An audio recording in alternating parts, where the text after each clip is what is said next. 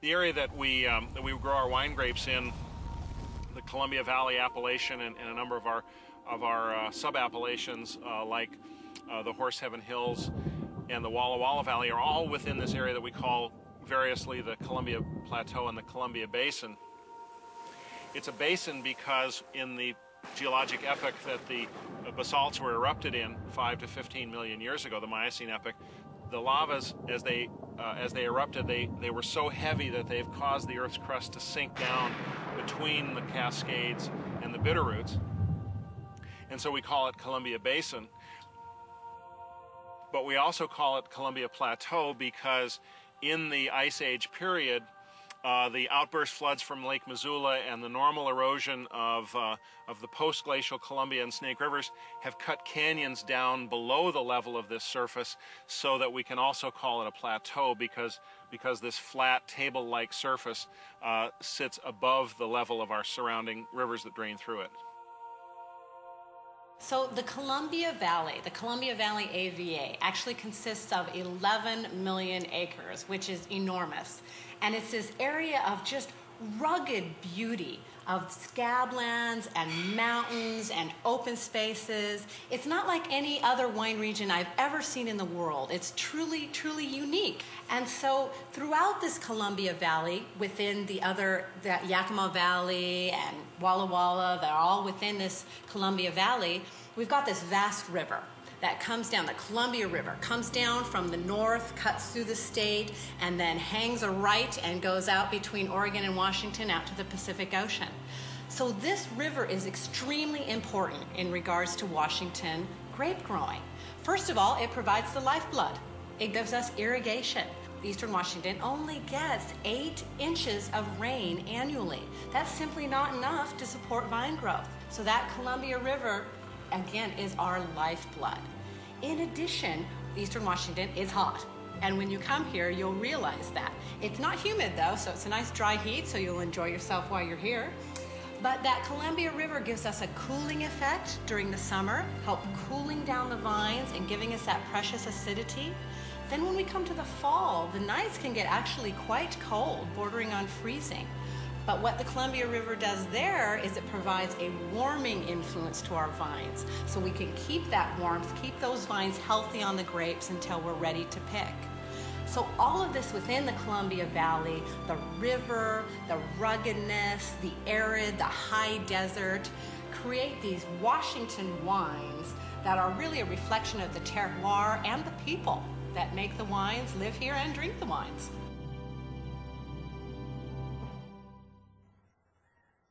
The Columbia Valley is a huge area. It takes up a third of the state of Washington. It's millions of acres in size.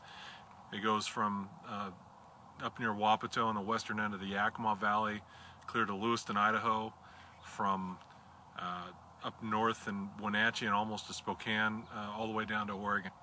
It's a huge, huge area, and it's really a marvelous place to grow wine grapes. With more than 500,000 acres under irrigation, this immense region produces over 90% of Washington's wine grapes. Vineyards in this region share a number of terroir characteristics. Long daylight hours during the peak growing season, up to 2 hours more than California, low humidity, sandy to loamy soils ideal for grape growing, and cold winters. The soil horizons of sand and silt deposited by windstorms and repeated flooding offer soils that are generally deep and well drained.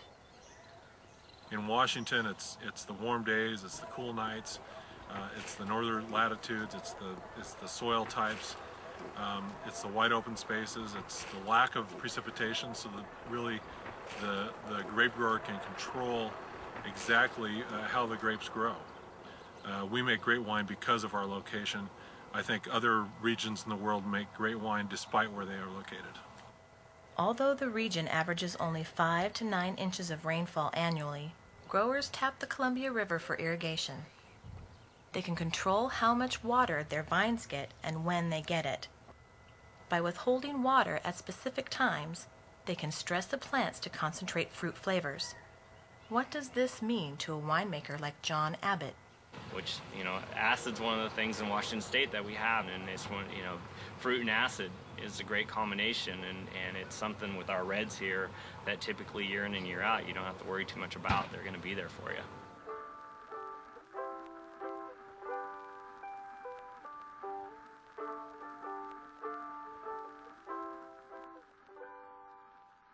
When the American wine revolution began in the 1960s, local grape growers recognized the unique advantages of the Columbia Valley. But it was not until 1968 that Sagemore Vineyards was established with the objective of producing premium wine grapes. The grapes from Sagemore's Bacchus and Dionysus vineyards exceeded all expectations. New vineyards soon appeared throughout the Columbia Valley. Columbia Valley as a viticultural area is the oldest, and it's actually the most significant because all the other AVAs have been carved out of Columbia Valley. Bacchus and Dionysus sit pretty much in the middle of the Columbia Valley AVA along the Columbia River. So the winemakers that talk to me about Bacchus and Dionysus like the fact that the fruit is rather elegant, sophisticated, has a certain softness and voluptuousness about the grapes. So the terroir in that area is rather unique even to the state of Washington. The winters have been very kind, so we don't freeze to the ground, and the soils, being part of the Missoula floods, are quite variable, which the winemakers enjoy the complexities by those soil types being diverse. Which makes the site really unique, you know, because like last year, the winter freeze in Walla Walla lost 90% of its vines, but this vineyard had full production. And its relationship to where the Columbia River is and having a moderating influence. The old vines having their roots, they got to be at least 30, 40 feet down. They're down as far as water took them, and who knows how far that is. And because of that, they have tremendous reservoirs of carbohydrates in the roots and tremendous strength involved, and that's what allows the vine not only to survive our winters, but then to thrive during really hot summers like we had, and still produce these nice tiny berries, perfectly balanced fruit, and it creates wine that I don't have to impact, which is what I love the best. It's not something that you have to correct. You know, my job is, because Kent has done such a great job with these vines, and these vines are so secure in their place, the wine almost makes itself, and it's my job not to screw it up. And so today, when we crush them, and then over the next 14 days during fermentation, that's my major goal. Here comes my beautiful girl, a flower in her hand, her arms in mine, she says, baby, please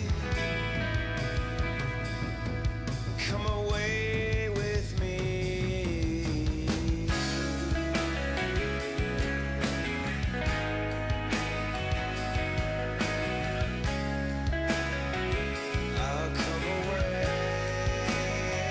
I'll come away with you. I'll come away, 'cause I'm digging the way you move. I'm digging the way you smile, never change,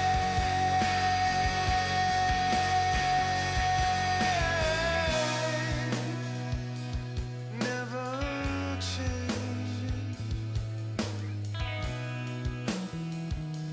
never change. I'm digging the way that you smile. Oh my gosh, this is so amazing. I've never been here before. We're in another part of the Bacchus Vineyard of Sagemore, where this entire dome-shaped area that's about 100 feet in diameter is in fact a berg mound. This area of boulders, hundreds and hundreds of tons of boulders, is perhaps 200 feet across. And so the iceberg that was here was just massive. This is so fabulous that I'm inclined to name it the Ingmar Berg Mound. The most widely planted varietal in the appellation is Merlot, followed by Cabernet Sauvignon, Chardonnay, Syrah, and Riesling. One of the largest vineyards is located in the southern Columbia Valley near the Tri-Cities. Goose Ridge Vineyards sprawls across 1,300 acres and is next to both Red Mountain and Yakima Valley AVAs. Yeah, we're at the top of Goose Ridge Vineyard, which is a large, fairly new vineyard in the Columbia Valley.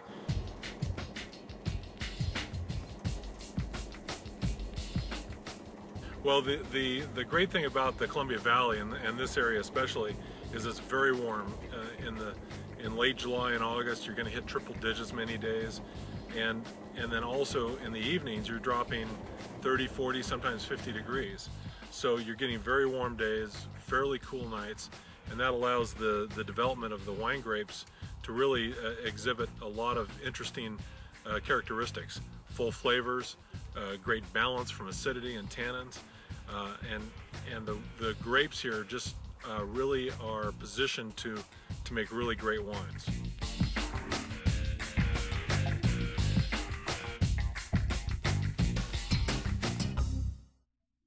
This vintage is probably one of the best I've seen as far as cluster maturity and taste. I'm really tasting a lot of really nice fruit this year.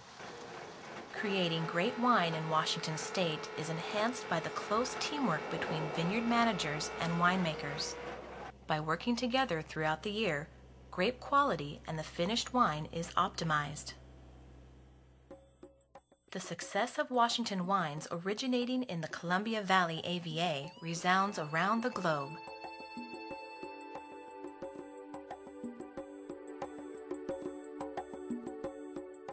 Wine in general is really all about its roots. So literally speaking, where does it all come from? And one of the things that we believe is, as far as our whole region's concerned, is to bring them here. Because the best story we have is right here in this valley. And once they come here, then it all starts to make much more sense. They're going to be tasting a variety of different wines each time, so they're going to have a really good idea by the time they leave why wines taste different from various regions throughout the Columbia Valley. Japan is really one of our best markets. We have a very close relationship as between the state and the country. I'd say we're about a 99.9% success rate. Everyone who comes here has become a customer or has become a better customer of the wines, because it just makes so much more sense.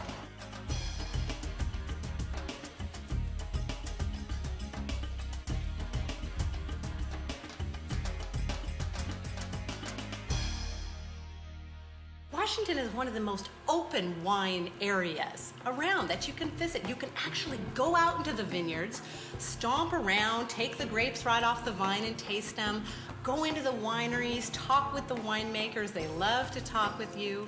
So with Washington Wines, get behind the label. Go out there, be part of the Washington adventure and the whole wine adventure. Wine is all about trying new things and above all, enjoy yourself.